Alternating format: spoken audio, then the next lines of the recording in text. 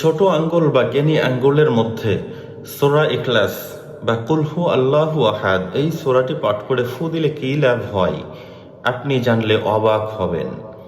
প্রিয় বন্ধুরা, ধৈর্য ধরে ভিডিওটি দেখুন, ভিডিওটি শেয়ার করে অনেকের মধ্যে ছড়িয়ে দিন এবং আমার চ্যানেলটি সাবস্ক্রাইব করে পাশেই থাকুন। মূল কথায় আসি।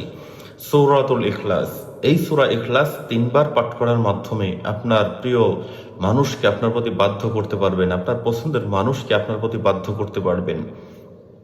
নিয়ম বলে দেই, আপনি প্রথমত পবিত্রতা অর্জন করবেন, 3 বার আস্তাগফিরুল্লাহ পাঠ করবেন, 3 বার দুরূদ শরীফ পাঠ করবেন, নামাজে দুরূদও পড়তে পারবেন, ছোট দুরূদ সাল্লাল্লাহু আলাইহি ওয়াসাল্লাম এই দুরূদ শরীফও আপনি পাঠ করতে পারেন।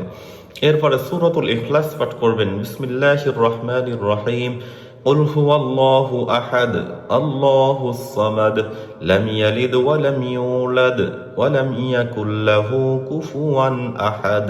এই যে সূরা ইখলাসটি পাঠ করলেন, এরপরে এখানে হাত দিয়ে ধরে রাখবেন, ধরে আপনি আল্লাহর কাছে বলবেন, আল্লাহ অমুক অমুকের ছেলে বা অমুক অমুকের মেয়ে আমার প্রতি তুমি চিরজীবনের জন্য বাধ্য করো বলে এবার ফু দিবেন, দম করবেন, এভাবে 3 বার করবেন।